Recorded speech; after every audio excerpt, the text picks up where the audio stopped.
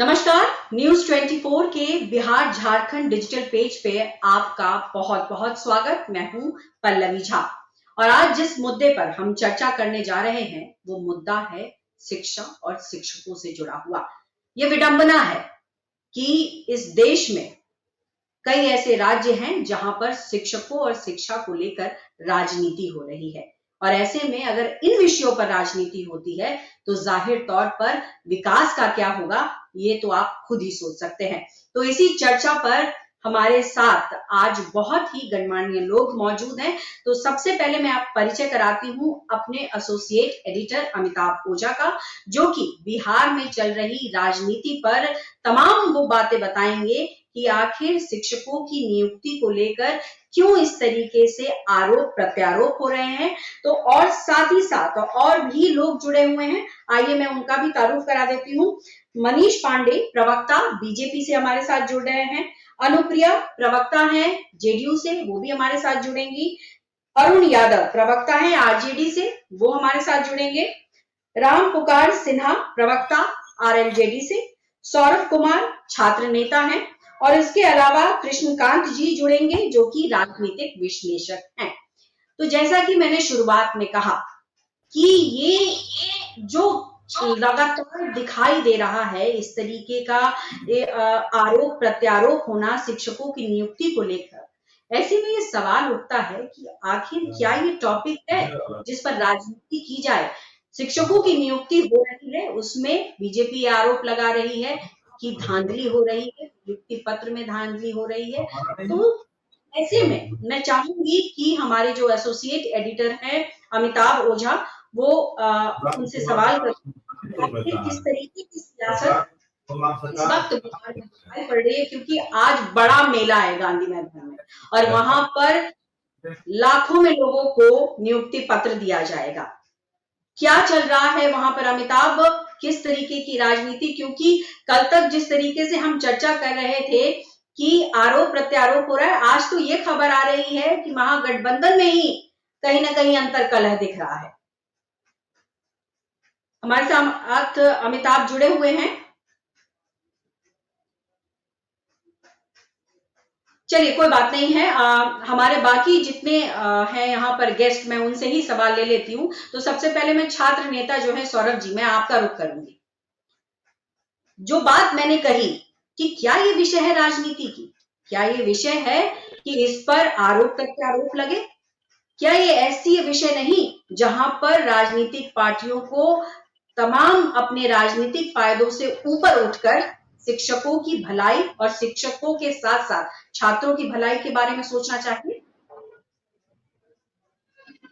जी निश्चित रूप से जी काफी गंभीर विषय है और जो लोग ये कह रहे हैं शायद हो सके कि अगर वो इस दल में शामिल नहीं रहते, महागठबंधन की सरकार है और मांझी जी आरोप लगा रही है, बीजेपी आरोप लगा रही है, तो ये सब चीजों से मुझे कोई इस पर बयानबाजी नहीं करना है कि क्यों आरोप लगा रहे हैं। परंतु हम लोगों का स्पष्ट मानना था कि शिक्षक बहाली में जो डाटा है, जो आंकड़ों का खेल है, वो 1,22,330 नहीं होकर कितना है, क्योंकि 28,000 नियोजित शिक्षकों की संख्या पहले से आप बता रहे हैं, 14,000 दूसरे राज्यों के परीक्षार्थी आए हैं। तो ओवरऑल क्या है और क्रेडिट लेने की और कौन लोग कर रहे हैं, तो इतना जरूर है कि शिक्षा विभाग और बीपीएससी की तरफ से शिक्षक बहाली में कुछ न कुछ जरूर चूक हुई है। फरवरी का परिणाम है कि जो भी जब भी रिजल्ट पब्लिश हुआ है उसमें कि बहुत सारी धांधली जो है शिकायत सामने आ रही है और हम लोग लगातार बीपीएससी चेयरमैन सर को अवगत भी करा रहे हैं, उसे उभार भी लगा रहे हैं कि जो भी गड़बड़ी है उसको जल्द से किया जाए। तो ऐसा नहीं हो रहा है और लगातार शिक्षक के ऊपर ही उल्टे कार्रवाई हो रही है। तो हम तो यही कहेंगे कि नौकरी देने के नाम जो क्रेडिट के बाहर वही लोग लूट रहे हैं, दूसरी तरफ शिक्षक कर रहे हैं कि जो बहाली हो रही है या फर्जी को आप बाहर करेंगे, नियोजित शिक्षकों करेंगे। तो अरुण कुमार जी बेहतर जवाब देंगे क्रेडिट लेने की हॉल में कौन लोग हैं।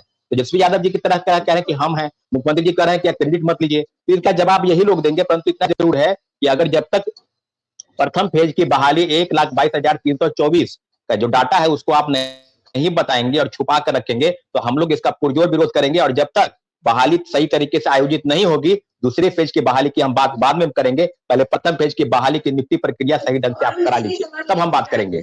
ओवरऑल क्या है सौरभ जी ने कि जो अभी तक आरोप प्रत्यारोप विपक्षियों से लग रहा था वो तो अब महागठबंधन के बीच में ही कलह दिख रहा है, उसी के बीच में से क्रेडिट लेने की होड़ दिखने लगी है।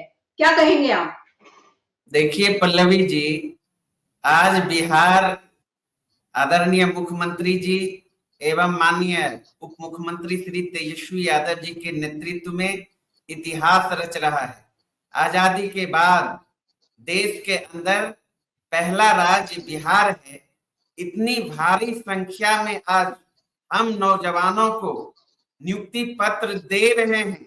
आप कल्पना नहीं कर सकते हैं कि पूरे बिहार में जश्न का माहौल है।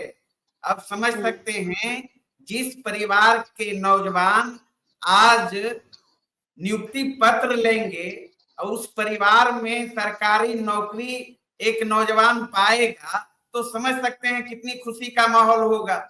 अब अनुमान लगा सकते हैं 1,20,000 नियुक्ति पत्र आज बिहार सरकार माननीय तेजस्वी यादव जी और मुख्यमंत्री जी के नेतृत्व में नौजवानों को हम सौंपने जा रहे हैं, बिहार सरकार सौंप रही है। तो आप 10 गुना भी कर दीजिएगा तो 10-12 लाख परिवार में आज जो है खुशी का माहौल है, जश्न का माहौल है। नौजवानों अरुण जी मेरा सवाल कुछ और है। आप लेकिन अरुण जी मेरा सवाल ये है कि आप जो कह रहे हैं जश्न का माहौल है, नियुक्ति पत्र बट रहा है, लेकिन सरकार के अंदर ही अंतरकलह हो, सभी अपने ही क्रेडिट की ओर में लग जाए और मुख्यमंत्री को कहना पड़ जाए आगे आकर कि इस तरीके से नहीं होना चाहिए। क्या कहेंगे इस पर? क्योंकि पोस्टर में भी देखा गया तेजस्वी कहीं पोस्टर में दिखाई नहीं दे रहे हैं, ना ही शिक्षा मंत्री दिखाई दे रहे हैं। पोस्टर में आप इससे पहले भी आपको पता है हमारे अमिताभ जी वरिष्ठ पत्रकार हैं, बैठे हुए हैं। नवंबर में बिहार पुलिस को नियुक्ति पत्र सौंपा गया था माननीय मुख्यमंत्री और तेजस्वी यादव जी के हाथों उसी गांधी मैदान में। आप उस पोस्टर को देखे हैं? आज तो पोस्टर की जिक्र कर रहे थे। उस पोस्टर में था जो प्रोटोकॉल होता है और वो प्रोटोकॉल का पालन हो रहा है और विशिष्ट अतिथि के रूप में हमारे माननीय उप मुख्यमंत्री तेजस्वी यादव वहां मौजूद हैं। आप अपने संवाददाता से खबर लीजिए, उनके हाथों से नियुक्ति पत्र नौजवानों को बांटा जा रहा है, बांट रहे हैं सशरीर उपस्थित होकर। इसलिए गोदी मीडिया को बेचैन होने की जरूरत नहीं है। विपक्षी तो जो भारतीय जनता पार्टी है उनको बेचैनी तो लाजमी स्वाभाविक है, क्योंकि उन्होंने तो नौजवानों को छला है, जुमलाबाजी के नाम पर जो है कि 10 साल तक केंद्र में सरकार बैठी हुई है। उन्होंने कहा था कि हम प्रत्येक वर्ष 2 करोड़ नौकरी देने का काम करेंगे। 10 साल के अंदर 20 करोड़ नौकरी होती है, देश के नौजवानों को तो नहीं दिया। लेकिन भारतीय जनता पार्टी पूछेंगे, चूंकि आपने प्रश्न उठाया है तो मैं बिल्कुल अपने एसोसिएट एडिटर को इसमें शामिल करूंगी। अमिताभ जी, जैसा ये कह रहे हैं और जैसा इनसे सवाल किया गया कि अभी तक तो आप विपक्षियों से लड़ाई लड़ रहे थे, लेकिन अभी तो दिखाई पड़ रहा है कि इनके बीच में ही अंतर है। तो ऐसे में ये जो नियुक्ति पत्र को लेकर जिस तरीके से आज हो रहा है, ये पूरा गांधी मैदान में जो इवेंट होने जा रहा है, यहाँ क्रेडिट लेने की होड़ है या आंकड़ों का खेल है, क्या है? देखिए पल्लवी, सबसे पहले तो अरुण जी को ये समझना पड़ेगा कि जो बात ये कर रहे हैं, गोदी मीडिया को कर रहे हैं, तो भाई ये सवाल मुख्यमंत्री ने उठाया था और बड़े स्टेज पे उठाया था। उन्होंने आरजेडी के मंत्री को कहा था, वो मीडिया ने नहीं कहा था। मुख्यमंत्री ने जो कहा वही बात का उदाहरण यहाँ दिया जा रहा है। मुख्यमंत्री जी ने कहा, आपके मंत्री को देखते हुए कहा था कि आप बोलिए कि ये राज्य सरकार का काम है, ये किसी एक का काम नहीं है। हम भी राज्य सरकार की बात करते हैं और आप भी राज्य सरकार की बात कीजिए। और वो भी तब कहा था जब वो, अरुण जी सुन लीजिए, वो भी तब कहा था कि जब लगातार आपके पार्टी के द्वारा, आपके पार्टी के नेताओं के द्वारा जो पोस्ट किए जा रहे थे, जो ट्वीट किए जा रहे थे, जिसको चलते उन्होंने वो कहा था। और उसके बाद से देखिए आपका भी भाषा चेंज हो गया है, आपके पार्टी के नेता का भी भाषा चेंज हो गया है, लेकिन सवाल कोई मीडिया ने नहीं उठाया था, सवाल वहीं से उठा था। दूसरी बात आपने बोला सिपाही भर्ती घोटाला, भर्ती जो नियुक्ति पत्र किया जो हुई थी, तो ये प्रोटोकॉल आज ये बात बताई गई पीआरडी की तरफ से कि ये प्रोटोकॉल होता है कि जब सिर्फ मुख्यमंत्री की तस्वीर ही जाएगी तो वो उस मामले में एक सफाई जो आई है सरकार की तरफ से वो आई है। तेजस्वी यादव मंच पे मौजूद है, तेजस्वी यादव इस कार्यक्रम में रहेंगे और करेंगे। लेकिन तो दूसरी बात है, सबसे बड़ा देखिए, जो क्रेडिट लेने वाली जो होड़ थी, ये कल मुख्यमंत्री की तरफ से, इससे पहले जेडीयू के किसी नेता ने ये बात नहीं उठाई थी। ये मुख्यमंत्री ने जब कहा उसके बाद ये बात सामने आई थी और उसके बाद इस बात को लेके हुआ था। दूसरी तरफ जो आंकड़ों की बात जो कही जा रही है, निश्चित तौर पे देखिए 1,70,000 की वैकेंसी निकली थी, 1,22,336 के जो रिजल्ट आए थे वो बात कही गई थी। लेकिन उसके बाद जो आंकड़े जो सामने आ रहे हैं, 10,000 वैसे लोग हैं जिन्होंने अभी तक अपना वेरिफिकेशन नहीं कराई, यानी कि वो नौकरी लेने के प्रति इंटरेस्टेड नहीं है, तो वो 10,000 वहां से आप माइनस कर दीजिए। उसके अलावा इसमें जो 35 से 38,000 जो है वैसे हैं जो नियोजित शिक्षक थे जिन्होंने इस फॉर्म में भरा था, और वो वैसे हैं जिनको ऑलरेडी वो नौकरी कर रहे हैं, वो है। बाकी की जो वैकेंसी है उसमें जो बाहरी हैं और यहाँ के मिला के उनको जो नियुक्ति दी जा रही है वो दी जा रही है। और रेस्ट जो सीट जो बच रही थी, 1,10,000 का नई वैकेंसी जो निकाल दी गई है, उसकी प्रक्रिया भी अब जो शुरू हो चुकी है। तो ये जो एक्चुअल फिगर जो है वो यही है कि जो जहाँ परीक्षा लिया गया था, परीक्षा फेयर लिया गया था। सौरभ है, देखिए हम लोग हमारे साथ है, सौरभ इसमें और डिटेल्स बताएंगे आपको, क्योंकि लगातार ये लोग इस मुहिम में जुड़े हुए थे और जब से भर्ती परीक्षा शिक्षक परीक्षा शुरू हुई थी, इनके पास ज्यादा ऑथेंटिक डाटा भी होंगे। तो सौरभ से हम चाहेंगे कि पहले बहस को आगे बढ़ाया जाए, उससे पहले सौरभ इस मामले में और जानकारी देते हैं। सौरभ आप बताएं। जी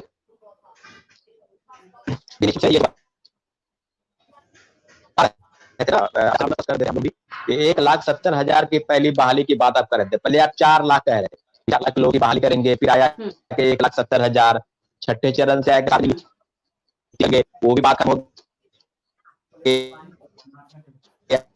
बीपीएससी देंगे, हम लोग सब लोग तैयार थे। तो जब रिजल्ट आया उसके बाद 35-40,000 नियोजित शिक्षक। नेटवर्क में थोड़ा इशू आ रहा है। मैं मनीष जी आपका रुख करना चाहूंगी। जैसा अभी अमिताभ जी ने थोड़ा डिटेल में बताया है कि किस तरीके से परीक्षा हुई और किस तरीके से आंकड़े हैं, तो फिर दिक्कत कहाँ है? ये तो फेयर इनफ है, ये तो दिख रहा है किस तरीके से आंकड़ों का यहाँ पे गणित है। देखिए, सबसे पहले तो मैं कहूंगा कि यह पूरी तरीके से फ्रॉड है, फर्जी है और यह एक प्रकार का स्कैम है। मैं इसलिए ये बात कह रहा हूं क्योंकि देखिए, ये सारे जगह मीडिया में भी चल रहा है, सरकार भी घोषणा कर रही है, विभिन्न सत्ताधारी पार्टियों के सोशल मीडिया प्लेटफॉर्म पर भी 1,20,000 की संख्या बताई जा रही है। क्या यह 1,20,000 की संख्या आज नियुक्ति पत्र लेने वाली है? यह संख्या कहां से आई 1,20,000 की? जिलों में काउंसलिंग हुए, उनके डॉक्यूमेंट वेरिफिकेशन हुए, क्या सारे जिलों ने यह संख्या दिया है 1,20,000 का? मेरी पहली आपत्ति तो यही है, यह संख्या है ही नहीं। जब 1,32,000 में 1,22,000 को आपने रिजल्ट दिया, आप प्रकाशित करते हैं, 10,000 लोगों ने उसमें वॉकआउट किया या इंटरेस्टेड नहीं रहे, तो ये संख्या ऑटोमेटिक घट जाती है। उसमें भी कई लोग ऐसे थे 3,000 4,000 से ऊपर के जिनका कि 3 जगह रिजल्ट हो गया। कई लोग ऐसे थे जिनके की सर्टिफिकेट पे सवाल खड़े हुए। कई लोग ऐसे थे जो एसटीटी पास ही नहीं थे, लेकिन उनको हायर एजुकेशन में उनको ज्वाइनिंग भी करा दिया गया 2000। ऐसे कई मामले आए हैं। हर लोग, चाहे बीपीएससी हो चाहे शिक्षा विभाग हो, वह कह रही है कि हम इसकी जांच करेंगे, हम इसकी जांच करेंगे।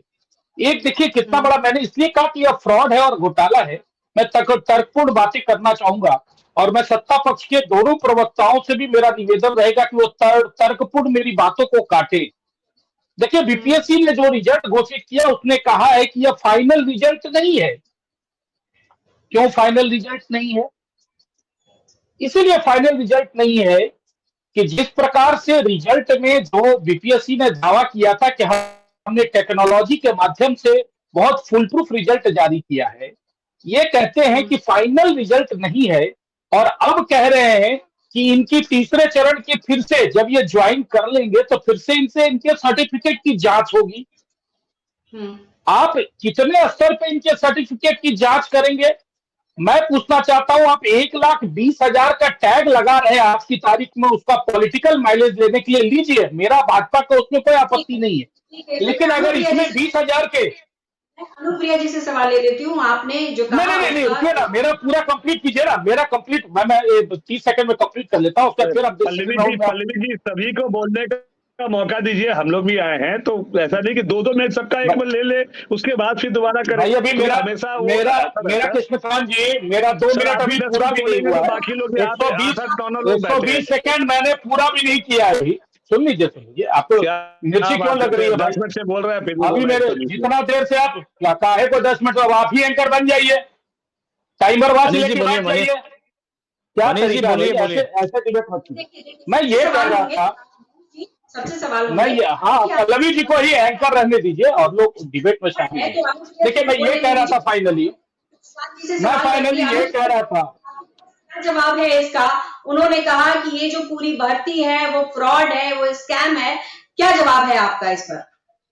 नहीं, मेरा एक और है, मेरा 5 सेकंड देख लीजिए पल्लवी जी, मेरा 5 मिनट का ले लीजिए। ये 1,20,000 में बिहार के कितना युवाओं को फायदा मिला? सरकार कहती है 88% बिहारियों का इसमें रिजल्ट आया है, लेकिन सरकार यह ना कहती है कि 88% में बिहारी नौजवान कितने फ्रेशर आए, ये दूसरी बार दोबारा नियुक्ति पत्र कितने लोगों को दे रहे हैं, और पहली बार वाले नियुक्ति पत्र पाने वाले कितने लोग हैं, ये बाइफरकेट करके इन्होंने आंकड़ा अभी तक नहीं बताया। ठीक है, अनुप्रिया जी आप जवाब दीजिए।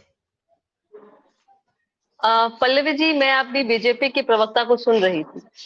देखिए, जहां जिन्होंने कभी काम नहीं किया हो और काम की जिनकी चेष्टा नहीं हो, जो काम की बात ना करके मन की बात करते हो, उनके मुख से यह शोभा नहीं देता है।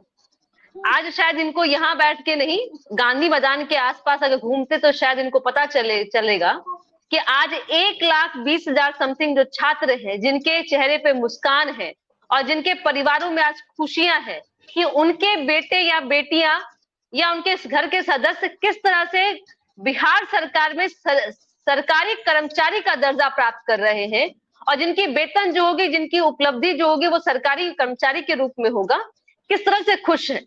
जो हमने वादा किया था उस वादे के तहत, और कई ऐसी जो त्रुटियों की बात हो रही है, मैं फिर कहती हूँ कि भारत के इतिहास में पहली बार एक वैकेंसी में इतने सारे अभ्यर्थियों को शामिल किया जा रहा है, जहां मुझे लगता है कि मैं अपनी बातों को जो है सही डेटा में प्रेजेंट कर रही हूँ, क्योंकि भारत में कभी भी इतने नंबर्स में कभी भी वैकेंसीज नहीं हुई हैं और लोग सम्मिलित नहीं हुए हैं। तो इनके पास में राजनीतिक करने को अब कोई विषय नहीं रह गया है।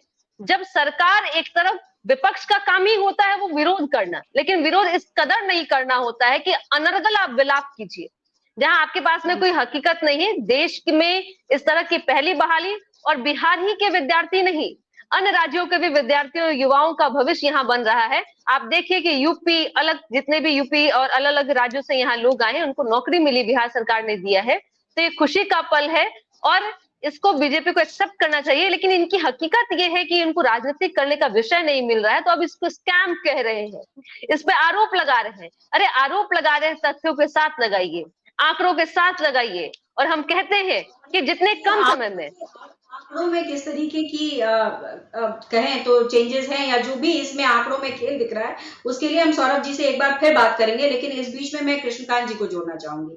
कृष्णकांत जी, आपने तमाम लोगों को सुना, अभी तमाम पार्टियों को सुना आपने। सवाल ये है कि जिस तरीके से नियुक्ति पत्र दिया जा रहा है उसको लेकर क्वेश्चन उठा है, और क्वेश्चन ये उठा है कि नियुक्ति पत्र को लेकर कहीं ना कहीं धांधली हो रही है, और कहीं ना कहीं ये जो एक कहते हैं कि प्रॉपर तरीके से होना चाहिए था, वो प्रॉपर तरीका नहीं है, आरोप लगा। ऐसे में सियासत भी शुरू हुई। पहले विपक्ष ने सियासत किया, लेकिन अब जिस तरीके से महागठबंधन के बीच में क्रेडिट की जो होड़ है, वो आप कैसे देख रहे हैं? ये जो क्रेडिट का होड़ है, वो क्या आगामी चुनाव को देखते हुए नजर आ रहा है, या क्या है?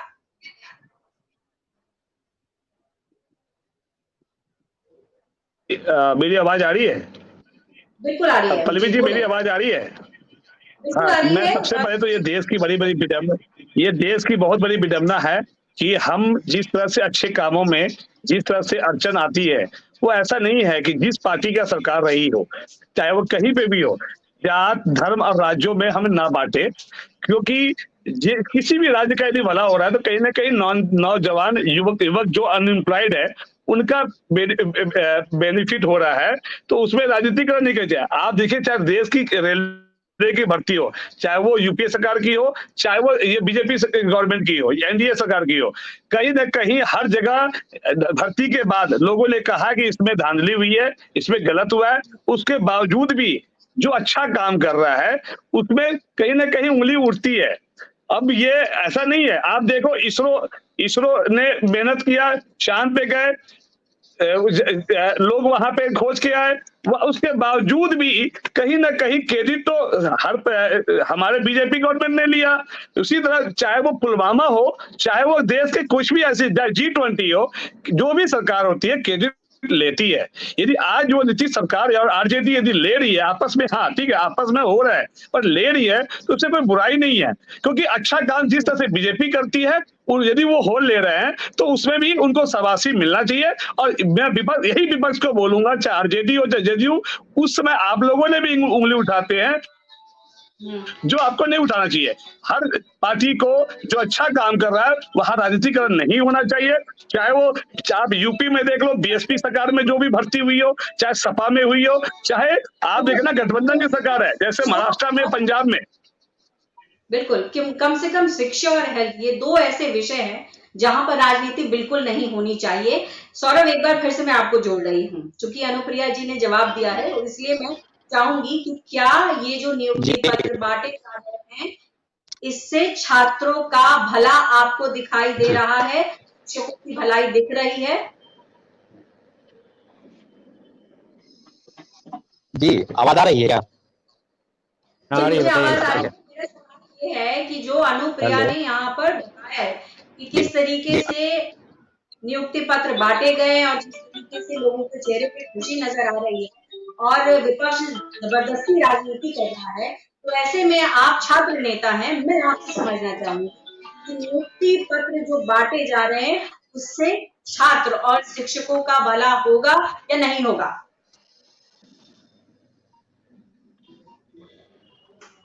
देखिए, इसके दोनों पहलू पर हम चर्चा करेंगे। पहले पहलू क्या बिहार को कितनी नौकरी मिली, तो ओवरऑल जो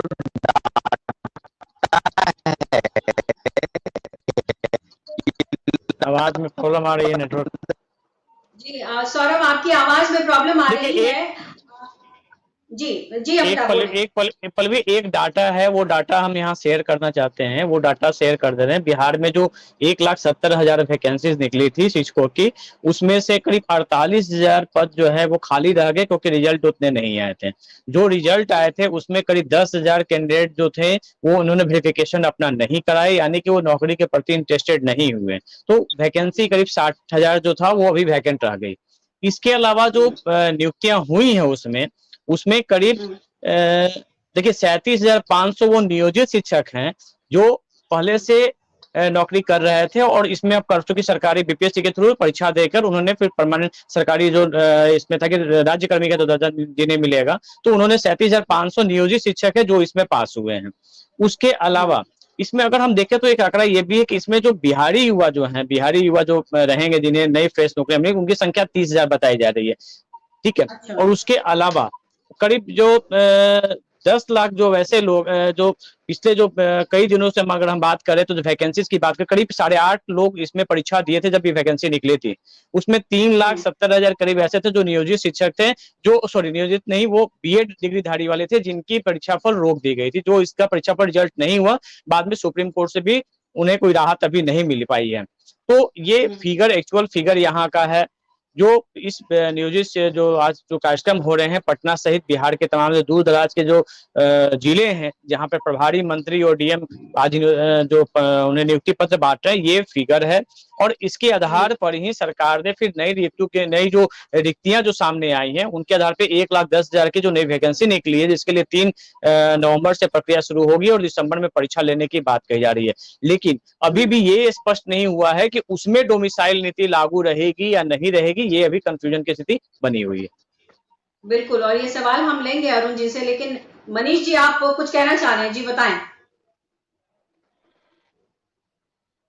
नहीं, मैं कहना ये चाह रहा था कि अरुण जी ने कहा कि नवंबर में पुलिस वालों को नवंबर में बुला के और प्रमाण पत्र गांधी मैदान में बांटे गए थे। वो पूरा बिहार सितंबर में जानता है, सारे मीडिया कर्मी हमारे जानते हैं कि सितंबर में, हाँ, कि उनकी पोस्टिंग भी हो गई थी और उनको सारा चीज भी डिप्यूट कर दिया गया था, यहाँ तक कि कुछ लोगों को वेतन भी दे दिया गया था। अब मैं आगे बढ़ना चाहता हूँ। देखिए, एक बात है कि आपने अभी कहा है, अभी अमिताभ जी ने कहा कि 48,000 पद जो है वो रिक्त हो गए थे, उसके लड़के नहीं मिला। एसटीईटी की परीक्षा बिहार सरकार बीपीएससी की परीक्षा होने के ठीक 1 महीने के बाद लेती है और 1.25 महीने में रिजल्ट दे देती है। आज अगर यही परीक्षा, बीपीएससी की परीक्षा 1 महीने बढ़ा के अगर 1 महीना पहले एसटीईटी की परीक्षा ले ली होती सरकार, तो मुझे लगता है कि यह जो 1,70,000 का लक्ष्य रखा गया था वो शायद पूरा हो पाता। देखिए, मैं पॉलिटिकल भाषा का इस्तेमाल यहाँ नहीं करूंगा पल्लवी जी, लेकिन मैं इतना जरूर कहता हूं कि इस पूरी प्रक्रिया में सरकार अगर ईमानदारी से प्रयास की होती, जिस प्रकार से बीपीएससी में भी परीक्षा लिया, तो मुझे लगता है कि बिहार के युवाओं को 100% 1,70,000 का फायदा होता। लेकिन स्कूलों में अगर आप देखेंगे, वही 37,500 शिक्षक पहले भी पढ़ाते थे, आज भी पढ़ा रहे हैं। आप कह रहे हैं कि स्कूलों में शिक्षक मिलेंगे, शिक्षक कैसे मिलेंगे? जो पहले प्राइमरी में थे, आज वो किसी न किसी वजह से माध्यमिक या उच्च माध्यमिक में चले गए। तो पहले इस स्कूल में थे, तो अब ये स्कूल वैकेंट हो गया, उस स्कूल में चले गए। विनीत जी स्कूल विनीत जी से कैंपस बात को क्या करें। लाभ मिला? दूसरा चीज है, हाँ, दूसरा बात अन्य फैकल्टी। इस बीच में विनीत जी को जोड़ना चाहती हूँ, एलजेपी से प्रवक्ता है विनीत जी। इस बीच आपने तमाम जो पार्टी के प्रवक्ता हैं उनकी बातें सुनी है, मैं आपसे सीधा सवाल कर रही हूँ, क्या हो रहा है बिहार में? पल्लू जी, पहले आप सभी को नमस्कार, विशेष करके अमिताभ सर को और आपको। देखिए, एक कहावत है कि फिक्र का जिक्र हो, जिक्र का शोर हो और शोर का शो हो। तो बिहार की सरकार जो ये शो कर रही है ना, वही है। बात हुई थी बिहार सरकार में, बिहार में जो बेरोजगार युवा हैं 1,70,000 देने की। अगर आप सारा इक्वेशन, परमुटेशन, कॉम्बिनेशन देख लेती हैं तो मिला जुला के 35-40 हजार बिहारी बच्चों को नौकरी मिली है। उसके बाद से अभी देखिए, हम पटना विश्वविद्यालय में क्लास लेके निकले हैं, 1 घंटा पहले पहुंचने की कोशिश की, लेकिन इतना गांधी मैदान के आसपास जाम है, वहां पे किसी को जाने नहीं दिया जा रहा है। तो सरकार जो है आम जन के सुख सुविधा से किसी को मतलब नहीं है, लेकिन अपना जो कहते हैं ना कि हवा बनाना है तो बना रही है। अब एक बात बताइए पल्लवी जी, कि बिहार सरकार की जो कार्यशैली रही है 17 साल में, दिखाने के लिए कुछ भी नहीं है। तो ये जो पहली बार कुछ काम किया है, 40,000 शिक्षकों की बहाली हुई है, बिहार की बात मैं कर रहा हूं, बेरोजगारों की, तो भाई इसमें तो लोग क्रेडिट लेंगे ही। लोग कभी जदयू बोलेगा, कभी राजद बोलेगा, लेकिन मेरा मानना है क्या सही मायने में जो 1,70,000 रिक्तियां निकली थी, उसमें बिहारी छात्रों को लाभ हुआ है? नहीं हुआ है। तो ये क्या सवाल है कि जो कि ये सर, आप बलवीर जी, सॉरी मैं विनीत जी का मैं इंटरप्ट कर रहा हूँ। विनीत जी, आप ये बताओ कि बिहारी आप एक तो पहले जातों में बांट रहे हैं, फिर धर्मों में बांट रहे हैं, और फिर राज्यों में बांट रहे हैं। भाई, बिहार के जुडिशरी में दिल्ली वाले जज नहीं है और दिल्ली के जुडिशरी में बिहार वाले जज नहीं है क्या? मतलब ये कृष्णकांत जी, कृष्णकांत जी, कृष्णकांत जी, आप बहुत व्याकुल हो जाते हैं। आप सुनिए, सुनिए, पूरी बात सुनिए, नहीं, पूरी बात सुनिए ना। दिल्ली में, बॉम्बे, महाराष्ट्र में, उत्तर प्रदेश में, हरियाणा, पंजाब में बिहार से ज्यादा एम्प्लॉयमेंट रेट है। बिहार सबसे आखिरी पायदान पे आता है। तो उसके मुकाबले आप कीजिएगा दिल्ली से, कीजिएगा। सुनिए, फिर गलत बात कर रहे हैं आप। जब आपने बात, कृष्ण भाई, आप राजनीतिक विश्लेषक हैं, दोनों तरफ से खेलिए ना, आप एक साइड मत पकड़िए।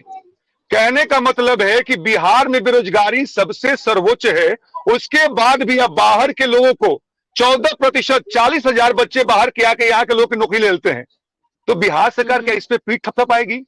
गरीब राज्य है पल्लवी जी, नीति आयोग की रिपोर्ट देख लें, उसके बाद से भी सरकार ये काम कर रही है। और तो और आम जन आने जाने के लिए सुख सुविधा, किसी को कोई फर्क नहीं पड़ता है। सरकार बिल्कुल दोपर संखी है, अपना दमदम पीट रही है।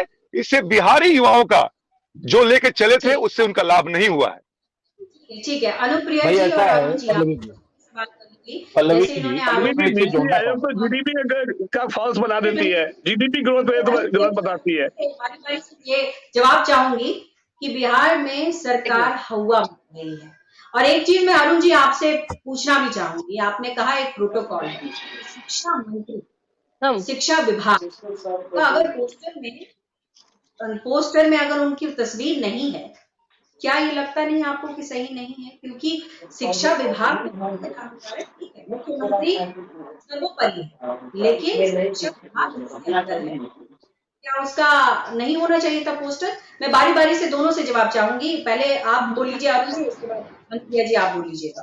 पल्लवी जी, आपको जानकारी नहीं है बिहार के बारे में और उस मंच पर जो पोस्टर लगे हैं, आप अपने संवाददाता के माध्यम से वो पोस्टर मंगवा लीजिए फोटो और देखिए, उसमें माननीय हमारे शिक्षा मंत्री जी का भी नाम है और अतिथि के रूप में है।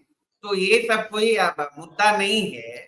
और जो हमारे विनीत जी बोल रहे थे, कहाँ से ये लोग आंकड़ा जुटाते हैं 40,000 बाहरी छात्र आके नौकरी पा लिए, 88% से ज्यादा बिहारी हैं। और अरे उसमें नियोजित शिक्षक कितने हैं अरुण जी? उस 88% में नियोजित शिक्षक कितने, ये बताइए ना, ये डाटा आप क्यों छुपाते हैं? बेचैन हो रहे हैं, नौकरी दे रहे हैं। नहीं, बेचैन हम नहीं हो रहे हैं। आप 88% तो बोल देते हैं, लेकिन उसमें नियोजित शिक्षक कितने ये भी तो बोल दीजिए ना। पल्लवी जी 11.5 से 12% जो बाहर बिहार के बाहर के छात्र हैं, सम्मिलित हुए हैं, पास हुए हैं, और उसमें 13 राज्यों के छात्र हैं। तो क्यों भाई 12-13 हजार बाहरी हैं? और संविधानिक अधिकार है, संविधान कहता है। चिल्ला रहे हैं डोमिसाइल। संविधान से ऊपर हो यार, देश चलेगा संविधान से कि आपके अनुसार चलेगा? संविधान में चलिए, राजद के लोग कह रहे हैं कि देश संविधान से चलेगा, अच्छा लगता है